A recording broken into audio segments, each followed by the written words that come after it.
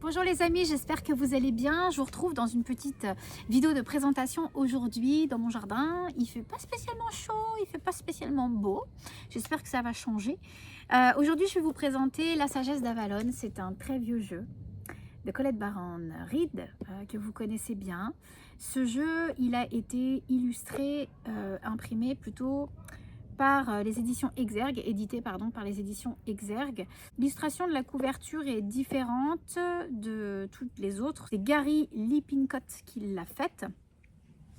Et à l'intérieur, d'ailleurs, c'est qui a fait ces illustrations qui sont juste magnifiques. Attendez, je vais vous dire ça, parce que moi, ça m'intéresse. Voilà, les illustrateurs sont très souvent relayés à la seconde place, alors que non. C'est qui? Ah bah non. Ah si, c'est Denise Garner. Voilà. Et la mise en page, Sylvie Valois. Bon, très bien. En tout cas, Colette Baron-Reid, c'est l'auteur. Alors, ce jeu, ça fait très longtemps qu'il existe. Pareil, on va les regarder. Je me suis pas du tout mise en place correctement pour cette vidéo. C'est nature peinture avec moi. Alors, le copyright 2007. Ça commence à faire. Et réédition 2012. Ouais, non, 2012 plutôt. Je pense que 2007, en fait, c'est les écrits de Colette. Et ensuite, le temps que tout ça, ça soit mis en place et patin coup fin, 2012. Édition Exergue pour la traduction française. Sinon, il a été traduit pour la première fois, et c'est ça, 2007, chez Hay House, qu'on connaît bien. C'est un jeu à la base donc américain, puisque Colette est américaine. Donc un jeu qui est très vieux. Ça fait un moment que j'ai une idée en tête, et en fait j'ai commencé cette idée il y a quelques jours. Vous avez dû le voir sur Instagram. J'ai mon projet Antonomos Animalis, qui est un jeu qui a connu l'autre nom, Présence animale et ancestrale, avec tout un tas de projets d'animaux, un jeu chamanique relié à la roue de médecine, à la nature, des fleurs, des huiles essentielles. Ce jeu-là, il va avoir une prochaine vie. Je ne vous en dis pas plus maintenant, il n'est pas pris par une maison d'édition, c'est pas ça. Il y a quelque chose d'autre qui attend mes illustrations, en fait, naturelles. Et pour le coup, je suis en train de remanier le jeu, comme il a été vendu l'an dernier, je crois, avec un format tarot, avec des mots-clés sur chacune des cartes. J'ai revu l'intégralité du livre, parce que c'est pas un livret, c'est un livre pour ce jeu. Il y a désormais 67 cartes.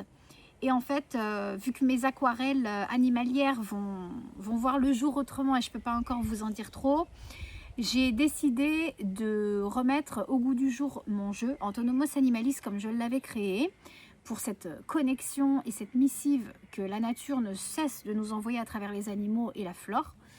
Et j'ai décidé de publier également le livre qui ira avec. Ça va me prendre un petit peu de temps pour pouvoir vraiment vous le proposer en engagement, je pense, participatif. Ça va venir dans les mois à venir. Pour le moment, je ne vous en parle pas plus, mais voilà, vous savez que j'ai ce projet-là qui est en tête et qui va aboutir, ça c'est sûr et certain de toute façon. Et dans cette foulée, j'ai eu l'envie de créer un tarot. Celui que vous avez dû voir passer, en tout cas les 2 premières illustrations que vous avez dû voir passer sur Instagram, sur mon compte d'auteur. Donc si ce n'est pas le cas, allez vous inscrire, vous voyez toutes mes illustrations. YouTube, le problème, c'est que tant que je n'ai pas suffisamment de choses à vous montrer à l'écran, ça ne sert un peu à rien. Alors qu'Instagram, au moins, vous voyez, chaque jour suffit sa peine. Chaque illustration, comme elle est faite. Et puis, j'essaye de faire de plus en plus de réels pour que vous voyez à quoi ça ressemble quand on dessine, quand je peins à la maison, etc., etc. Mon achat d'aquarelle, etc. J'avais donc l'envie depuis plusieurs mois, plusieurs années de créer un tarot naturel, mais j'avais pas encore tout à fait la trame. Et c'est vrai qu'en remaniant Antonomos, en faisant les choses correctement pour son livre, etc., je me suis dit, mais en fait, Antoine, tu es tout à fait capable de réaliser un tarot de tes 10 doigts, de l'écrire, de le composer par rapport à ces éléments qui ne cessent de t'accompagner dans ta vie. Vraiment, moi, j'ai arrêté de pratiquer la roue de médecine comme à l'amérindienne depuis quelques années, mais la nature, je l'utilise tout le temps. Alors, on peut me dire sorcière, on peut me dire chamane, on peut me dire ce qu'on veut, mais n'empêche que ça fait partie de ma vie intégrante, et c'est quelque chose, en tout cas à travers mon art, que j'ai besoin de délivrer. Donc ça peut passer par mes guidances, les lectures qu'on fait ensemble, les vidéos que vous suivez de moi, mes jeux, voilà, mes projets. Mes projets de jeu, ils ont toujours un rapport avec la nature, avec les émotions. Je le vois même avec les enfants, travailler avec les animaux, travailler avec l'essence des couleurs, avec la peinture, mais ça fonctionne de dingue. Donc peu importe comment on m'appelle, peu importe ce que je suis ou comment je crée, mais cette invitation de réaliser ce tarot des gardiens de la Terre, c'est comme ça que je l'ai nommé, ça m'est venu pleine balle. Donc voilà, j'ai réalisé 2 de mes premières illustrations. J'ai réalisé l'arcane de la lune. Sur chaque illustration, vous allez le voir sur Instagram. Et je vous invite à vous abonner si vous voulez suivre tout le courant de ce tarot qui va prendre des mois à être fait. Mais j'y vais avec le cœur. Et je suis contente que vous puissiez me suivre vraiment dans mes illustrations et dans mon concept.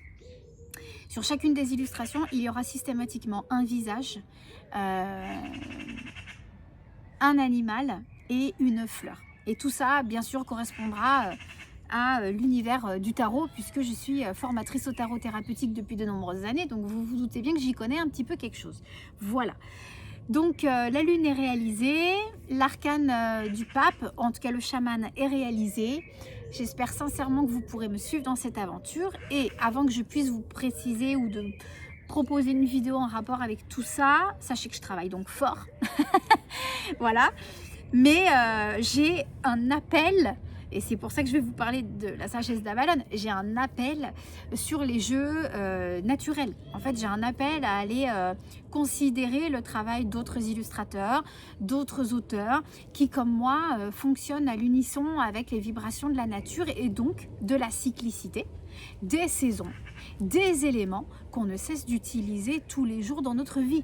Ce n'est pas pour rien. Ça nous aide au niveau émotionnel de suivre le rythme de la nature, regarder, observer comment une fleur pousse, croît, à quelle saison, comment vont se mouvoir les animaux dans leur habitat. Mais c'est d'une puissance folle en fait, hein, juste si on se penche 2 secondes là-dessus.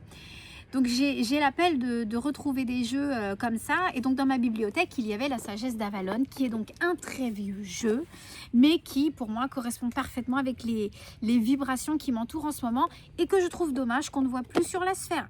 Je comprends que les maisons d'édition, petit coup de gueule, soient à fond, ils prennent plus de projets. Moi je me suis vue refuser mais à tour de bras tout ce que je pouvais créer, non pas parce que c'était pas beau et c'était pas bien ce que je disais, mais parce que il y a eu tellement de projections de personnes qui créent, et surtout de maisons d'édition qui prenaient des personnes avec beaucoup de followers mais pas forcément beaucoup de talent.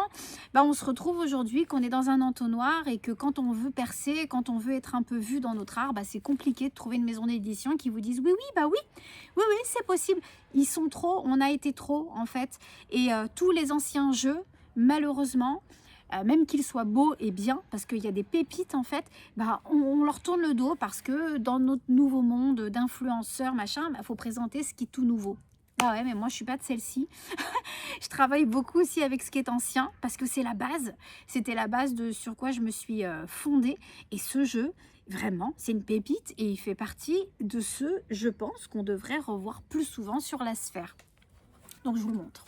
Voilà le dos du jeu. Il est très beau, hein, c'est la coupe, c'est le Graal hein, d'Avalon. On est donc dans une énergie aussi très féerique, fantastique. On va parler du roi Arthur et de toute la clique. Alors, c'est pas très que représentatif de ce milieu-là, mais quand même, on va se retrouver avec un univers féerique, avec des fées, avec des éléments. Ça me parle beaucoup.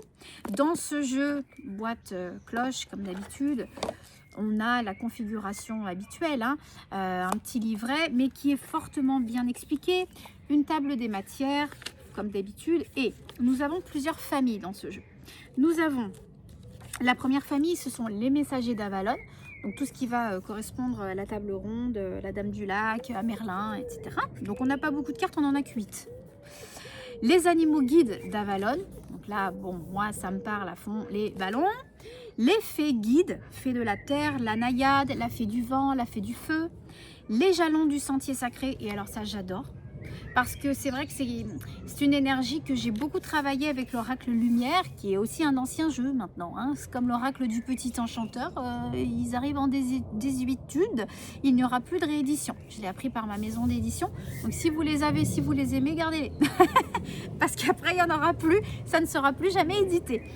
Les jalons du sentier sacré, alors là on est sur des balises, hein, c'est-à-dire que quand on va avoir un jalon qui va sortir lors d'une lecture, c'est que c'est quand même une chose très importante sur laquelle il va falloir reposer ses bases et son aventure, quoi, finalement.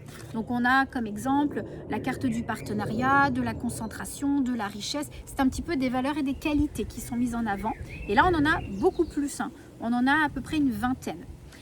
L'introduction du jeu, bien évidemment, et puis pour chaque carte, on va se retrouver avec le numéro, le titre, les mots-clés, ici la mignonnette, et tout un message qui a été bien narré par Colette, comme par exemple là, le Chevalier du Graal. L'amour romantique et la recherche du sacré constituent l'essentiel de la mission du Chevalier du Graal. Il représente l'amalgame de tous les éléments qui forment une vie parfaite grâce à l'union du ciel et de la terre. On nous explique un petit peu tout ce déroulé et on va nous poser des questions. On va aussi nous faire des petits rappels et c'est sympa parce que c'est court mais c'est concis et c'est très bien écrit.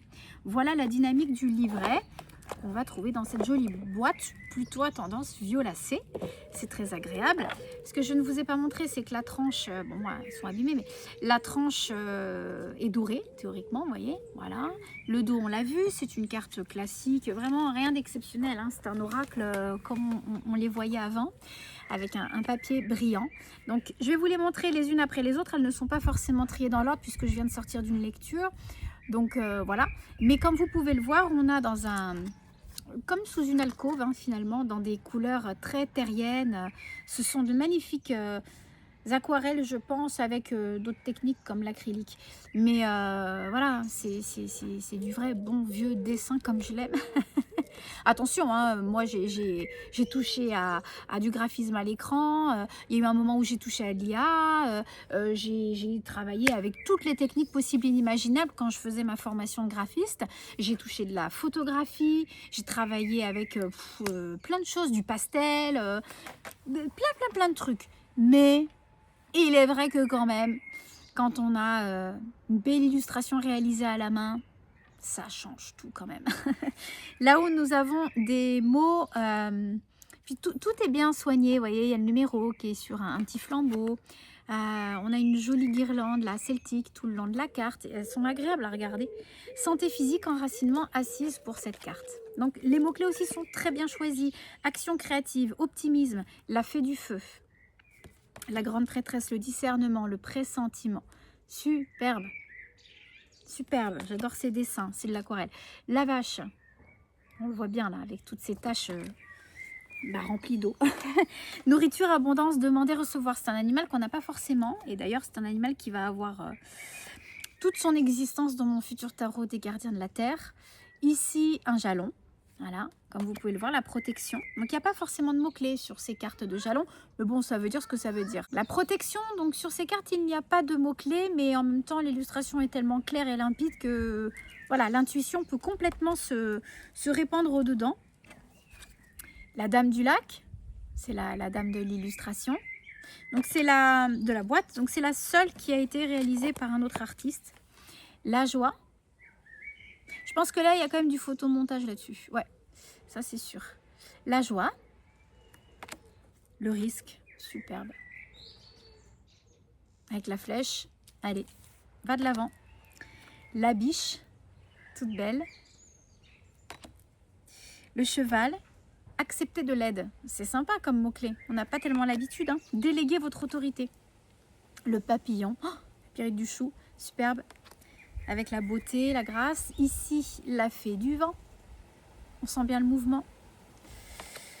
Pensée, mots, analyse intellectuelle, la tromperie et la sagesse. Ça, c'est rare aussi d'avoir la tromperie avec le hibou. Mais pourquoi pas. Le chien, fidélité, sincérité, amour inconditionnel. Un beau labrador. Le partenariat. C'est très beau puisqu'en fait, on a de la vieille pierre. Vous voyez, on a comme des sigils. Avec le mouvement de l'eau qui aurait été dessiné sur les pierres par des hommes du passé. Ça, c'est le mouvement, c'est beau. Enfin, c'est très limpide pour le coup. La naïade, sentiments et émotions. Le fardeau, vous voyez, on a comme un arbrisseau en fait qui s'est mêlé au boulot et ça l'étouffe. Le dragon, la puissance et la force, superbe. La concentration, comment se l'allumer au milieu de tous ces arbres. Donc on a un univers forestier, bien sûr. Le roi, on a le côté masculin, l'homme, l'autorité, l'énergie sexuelle aussi. L'amour, step by step, on monte les marches ensemble. On a les deux anneaux qui s'entremêlent. La richesse avec la constance et l'écu. Vous voyez, on a les forces de ce bois noueux. La communication. La vérité avec le pont. Ça demande un travail d'interprétation personnelle si on ne veut pas toucher au livret. Mais je trouve que quand on est en tout cas lié à la nature, quand on aime se reposer en nature, prendre son temps dans la nature pour méditer, pour penser, pour se connecter avec le divin tel qu'il prend forme en nous, ces cartes, elles sont super parlantes. Le serpent. On a la connaissance et la guérison. Ça nous reprend un petit peu l'idée du caducée. Ici, la perception. Qu'est-ce qu'on voit derrière ces arbres? Qu'est-ce qui peut se cacher derrière l'arbre? Ici, on a le mystère. Ok, on a le signe de la balance avec l'équilibre. Ouais, on a le chevalier du Graal. Amour romantique, c'était la carte tout à l'heure que je vous ai lue. Le gnome. Petit farceur. Blessure à l'ego. C'est intéressant. Ici, la mort. Rien qui fait peur sur les cartes. L'aigle, que j'ai décidé d'ailleurs. Le pardon. Le barde, musique, poésie, les chants. On nous dit aussi les mythes, l'histoire, plaisir enchanteur de raconter. Le magicien Merlin. Oh, qu'est-ce qu'elle est belle celle-ci. Alchimie, justice et équilibre. Le lâcher prise. Avec les cascades d'eau. C'est presque purifiant et déjà curateur de regarder ces images, moi je trouve. Le cerf avec la fierté, le leadership. Superbe. Le corbeau, la magie, les coïncidences. Il y a l'esprit aussi des synchronicités. La naissance-renaissance. Le faucon avec les présages. Les messages. L'araignée. Les projets de création. Le cygne. Transformation. Confiance en ses dons. La grenouille. On l'a vu sur Instagram récemment. Le grand ménage. Les contraintes. C'est intéressant. Qu'est-ce qui vient masquer les cailloux et trucs sur le chemin les emmerdes du quotidien. Le bouleversement, qui ressemble un petit peu à l'énergie de la tour. On voit avec cet éclair. La reine. Donc le pendant du masculin. Le féminin. La novice, pour tout ce qui est de l'ordre de l'innocence. Des nouveaux démarrages. L'énergie du débutant. Le chat, pour l'indépendance. Très beau. L'abeille, la chance, les efforts qui sont récompensés. C'est beau. La guêpe, la colère, la vengeance et la jalousie. La pique, très fort. Et enfin, la confiance. Voilà. C'était une petite aparté pour aussi vous expliquer toute la démarche artistique qui est la mienne. Si vous avez envie d'aller un petit peu plus loin avec ce jeu, La Sagesse d'Avalon, vous pouvez tout à fait le trouver encore sur Amazon ou aux éditions Très Daniel, puisque Exergue, je crois que c'est un de leurs labels. C'est pas, je crois, c'est même sûr. Pourquoi pas sur Vinted, pourquoi pas, voilà, il y a aussi beaucoup de personnes qui revendent leurs jeux et tout est une question d'intention. Donc si vous purifiez tout ce beau monde, il n'y a pas de raison que ça ne fonctionne pas. Et puis si vous avez envie de me suivre dans mon tarot, dans tout mon travail artistique, et bien écoutez, tout est inscrit sous cette vidéo. Je vous embrasse bien fort et je vous dis à bientôt. Ciao.